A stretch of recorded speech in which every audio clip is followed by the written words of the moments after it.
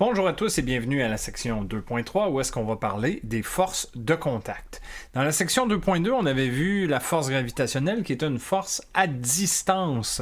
Et bien là, ici, vous aurez compris que force de contact, ce sont toutes les forces qui vont avoir lieu lorsqu'il y a un contact, lorsque deux objets ou plus se touchent.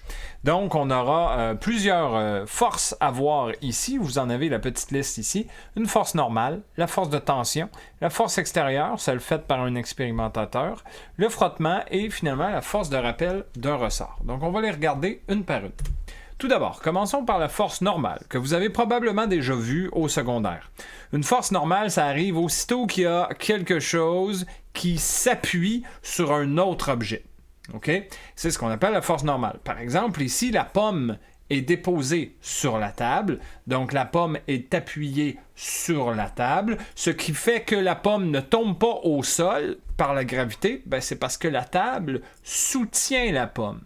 Et donc, cette force-là, on l'appelle la force normale, c'est la force que la table fait sur la pomme. Elle est vers le haut, elle soutient la pomme, elle l'empêche de tomber. C'est la force normale qui est toujours perpendiculaire à la surface. Ça ne fonctionne pas juste avec les surfaces horizontales, ça peut fonctionner avec des angles ou ça peut fonctionner carrément avec des murs. Même si vous vous appuyez sur le mur va faire une force normale sur vous, perpendiculaire au mur. Ensuite, la tension dans une corde, c'est niaiseux à dire, mais une tension dans la corde, ça ne fait que tirer. Tu peux pas pousser avec une corde, tu peux juste tirer. Donc, par exemple, ici, si on a un objet qui est suspendu au plafond par deux cordes, chacune des deux cordes va tirer à sa façon sur la masse qui est ici. Et les cordes tirent dans la direction où elles sont positionnées. Okay? Autrement dit, la force de tension va suivre la corde. C'est ça que je veux dire. Okay? Donc, la corde 1 va tirer sur le bloc dans la direction de la corde. Et même chose avec la corde 2, ça va faire une deuxième tension, T2. Bien important que le long d'une seule et même corde, la tension est toujours partout la même. On aura l'occasion de rencontrer là, ce phénomène-là assez important là, à chaque fois qu'on aura des cordes là, dans les exercices. Ensuite, une force exercée par un expérimentateur, ça peut prendre plusieurs formes. Hein. L'expérimentateur, c'est par exemple un humain qui décide de pousser sur un objet. Il peut décider de tirer sur un objet aussi. Il peut en soulever un. Donc, c'est vraiment du cas par cas. Ça peut aller dans n'importe quelle direction, là, les forces faites par un expérimentateur. Dans le livre, des fois, on l'appelle F comme ça, tout simplement. Des fois aussi, on l'appelle F avec un petit EXT pour force extérieure, force faite par un expérimentateur externe. Donc, c'est ça. C'est les deux façons que vous aurez de rencontrer là, la force faite par un expérimentateur. Ensuite, la force de frottement. Elle a lieu à chaque fois qu'on a deux surfaces qui frottent l'une avec l'autre. Hein. Il faut absolument qu'ils soient en contact. Et la force de frottement, elle est parallèle à la surface. Donc, on a un exemple ici sur un plan incliné. On a dessiné les trois forces en jeu. On a le poids, force gravitationnelle qui est appliquée au centre du bloc. On a la force normale. Ça, c'est le plan incliné qui pousse sur le bloc de façon perpendiculaire à la surface. Et finalement, on a le frottement. Vous voyez le F qui est ici, là, c'est le frottement qui agit là, à partir du plan incliné sur le bloc. Okay? Le frottement, c'est une force particulière. Elle est quand même assez complexe. Donc, on va la voir plus en détail là, à la section 2.5. Mais pour le moment, sachons simplement c'est quoi le frottement puis que c'est parallèle à la surface. Ensuite, la force exercée par un ressort idéal. Un ressort idéal, au passage, là, c'est un ressort qui ne se déforme pas, même si on le comprime ou si on l'étire beaucoup. Et pour le bien de notre session, on va toujours considérer que les ressorts qu'on rencontre, nous, ils sont idéaux.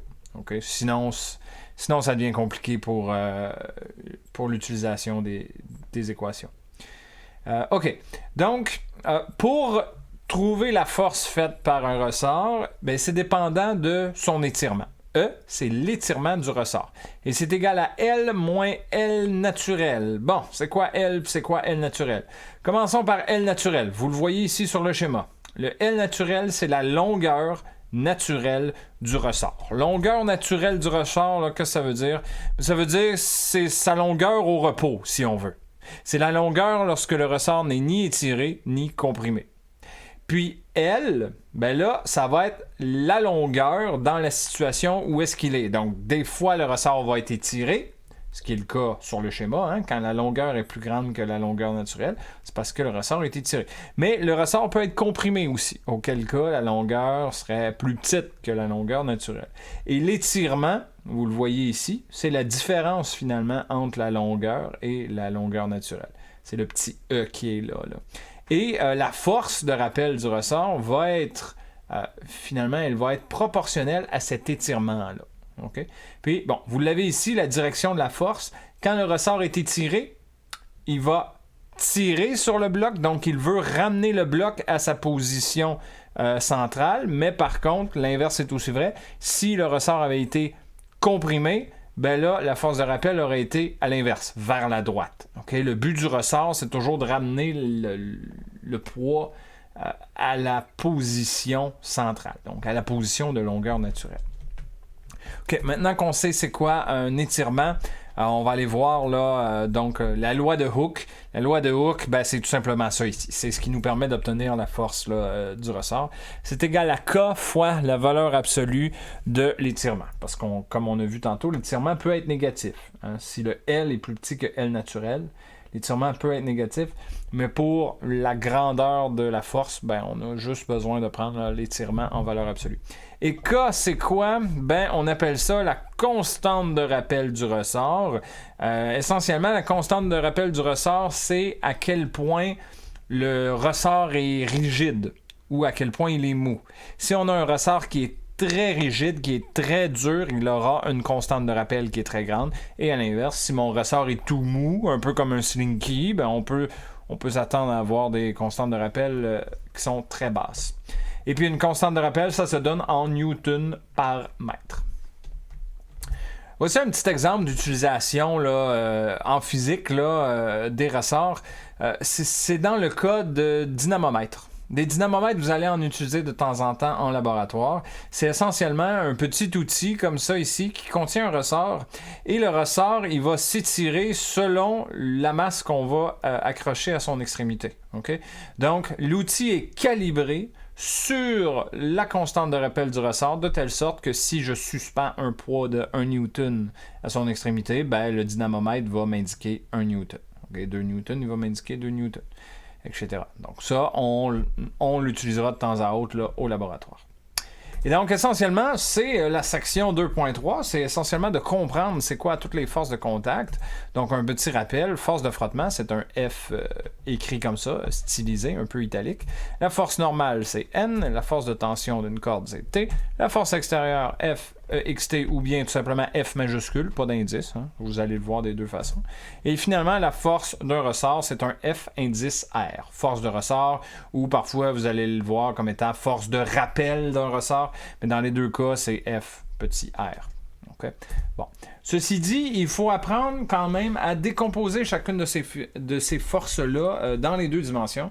Donc en X et en Y à l'aide de la deuxième loi de Newton, comme on a vu à la section 2.1. Et donc pour ça, je vais faire un petit exemple avant de terminer là, la section.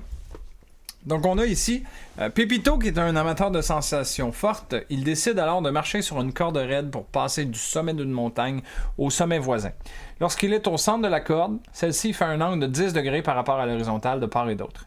Il se repose un peu en restant à cet endroit. Quel est le module de la tension dans la corde si Pépito a une masse de 90 kg? Très bien. Commençons donc par un schéma.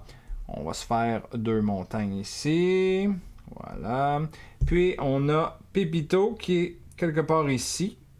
Puis, il est sur une corde raide, là, lui. Comme ça. Comme ça. Et puis là, on dit dans l'énoncé, bon, mes cordes sont pas très droites, là, mais on va utiliser notre imagination. On suppose que ces cordes-là sont droites, là. On dit elle fait un angle de 10 degrés de part et d'autre. Donc, ça veut dire que par rapport à l'horizontale, mes cordes comme ça font un angle de 10 degrés. Même chose de l'autre côté. OK? Bon, puis on a la masse de Pépito. Donc, dans un problème comme ça, quand il y a équilibre des forces, c'est le cas ici parce que Pépito reste au point où j'ai dessiné, il ne bouge pas. OK? C'est l'équilibre. Donc, on veut dessiner chacune des forces qui agit sur Pépito. Je vais le faire en rouge pour mettre un peu de contraste. Donc, première force, bien sûr, il y a la force gravitationnelle. C'est la gravité, c'est celle qui attire Pépito vers le sol, bien sûr. Et ensuite, il y a les forces des cordes. En fait, ici, c'est une corde, mais on peut supposer que quand il se tient sur la corde, la corde en tant que telle, c'est comme si elle était décomposée en deux, puis c'est comme s'il y avait un morceau de corde qui tirait comme ça vers la direction de la corde de droite, et l'autre morceau de corde tire de la même façon dans l'autre direction, comme ça. Donc, pour la résolution, on va supposer qu'il s'agit de deux cordes différentes. Bien qu'en réalité, on s'entend, c'est une seule et même corde. Bon. Et donc, ces deux forces-là, je vais les appeler tension T1 et tension T2. OK? Et là, ce que je veux faire, c'est décomposer ces deux forces-là en X et en Y. Ces trois forces-là, pardon, en X et en Y. Et donc, ce qu'on peut faire pour se simplifier la vie, là, quand on a plusieurs forces comme ça, c'est qu'on se dessine un plan cartésien, X, Y, et on redessine les forces à l'origine de notre plan cartésien. Souvent, c'est plus facile de voir les angles comme ceci. Okay?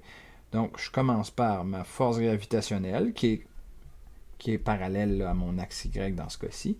Ma force T1 s'en va dans cette direction-là, avec un angle de 10 degrés. Ça, c'est T1. Et on a T2 ici. Toujours avec 10 degrés. Bon. Et là, on a avantage à tout de suite décomposer chacune de ces forces-là en X et en Y. Okay? On va commencer par le facile. Force gravitationnelle en X. C'est 0. Hein? On voit que ma force gravitationnelle, elle est purement verticale. Donc en X, elle n'a pas aucun impact. En Y, maintenant. Bon. En Y, là, c'est sûr, elle est là, elle est présente. Elle pointe vers le bas, dans le sens contraire de l'axe Y. Donc, on va prendre une force négative. Ensuite, c'est quoi la force gravitationnelle? On l'a vu, hein? À la surface de la Terre, mg. Ensuite, pour ce qui est des tensions T1 et T2, elles devront être décomposées. Décomposées parce que si on regarde mes forces, elles ont une composante en X et elles ont une composante en Y. Donc, T1 en X et T1 en Y.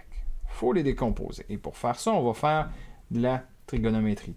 T1 en X, je vais le dessiner en rouge. C'est ça ici. T1 en X. Puis T2 en X, c'est celle-là ici. OK, c'est la décomposition de T2 en X. Et là, souvenez-vous de vos décompositions comme on a fait au chapitre 1 hein, en trigonométrie.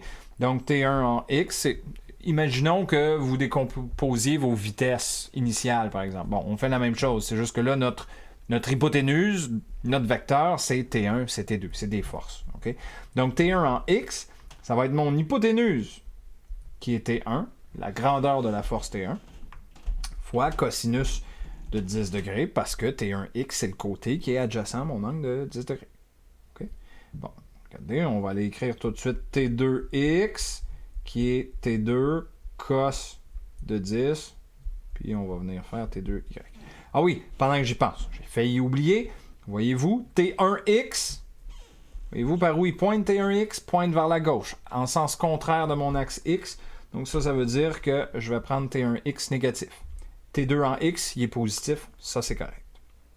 Maintenant, pour ce qui est des T1 en y et T2 en y, je vais faire ça en vert. Ma composante T1 en y, elle est ici. Et ma composante T2 en y, elle est ici.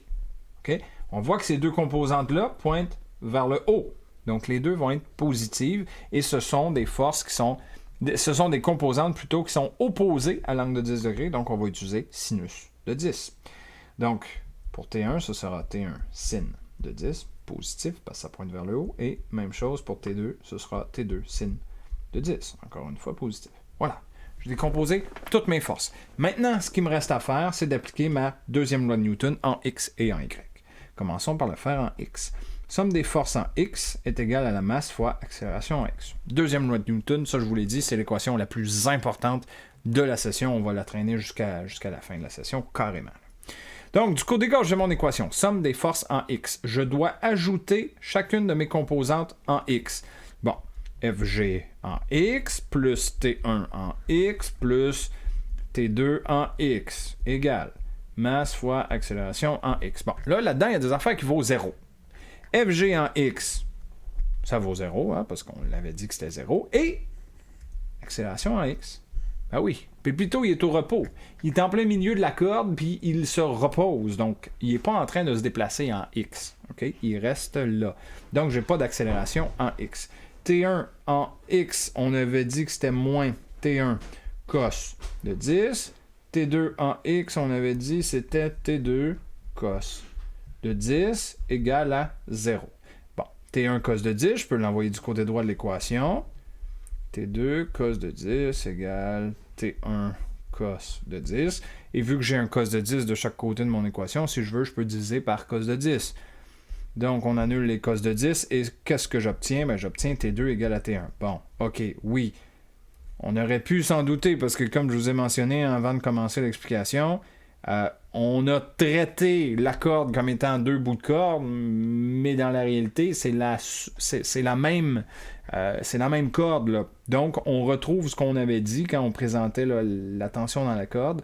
La tension dans la corde est partout la même le long de la même corde. Donc, on aurait pu s'attendre à ça. C'est normal. Le contraire aurait été très, très bizarre.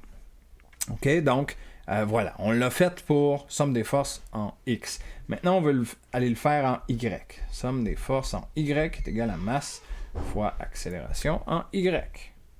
Qu'est-ce que j'ai en Y? Bon, ben là, on va le faire au complet. On va le faire bien, là. T1Y plus T2 en Y égale masse fois accélération en Y. J'ai des choses qui valent 0 ici. Accélération en Y, c'est 0. Ben oui, il est en équilibre. Il tient sur la corde. Il n'est pas en chute libre, là. Faites pas l'erreur de mettre « Ah, c'est une accélération en Y, ça vaut moins 9,8. » Non, non, non, non. Attention, il n'est pas en chute libre ici, là. Il est à l'équilibre, donc il reste sur la corde, il ne bouge pas, il ne tombe pas, il n'y a pas d'accélération en Y. Puis là, bon, on peut remplacer le reste. Moins mg plus T1 sin de 10 plus T2 sin de 10 égale à 0. Et n'oublions pas que T2 égale à T1. Donc, si je veux, dans mon équation de la somme des forces en Y, je peux venir remplacer T2 par T1 ou l'inverse, T1 par T2, de telle sorte qu'il me reste juste des T1 ou des T2 comme étant mon inconnu finalement. Okay? Mon moins mg, je vais l'envoyer du côté droit. Donc, T1 sin de 10 plus T2 que je remplace par T1, donc T1 encore sin de 10, égale à moins mg. Non, pardon, plus mg, parce que si je l'envoie du côté droit de l'équation, là, bon, plus mg, comme ceci. Donc, ici, j'ai 2T1 sin de 10 égale masse de pépito, on me la donne dans l'énoncé, c'est 90 fois G qui vaut 9,8. Donc là, regardez mon équation, j'ai un seul inconnu, c'est T1. Okay? Donc, je ne ferai pas l'algèbre au long, mais on est capable d'isoler T1, bien sûr. On obtient 2540 Newton, une force donnée en Newton. Et, bon, je le sais que T2 vaut la même chose, parce que de toute façon, il s'agit de la même corde. Et voilà la réponse à mon énoncé ici. Portez-vous bien, on se retrouve très rapidement pour la section 2.4.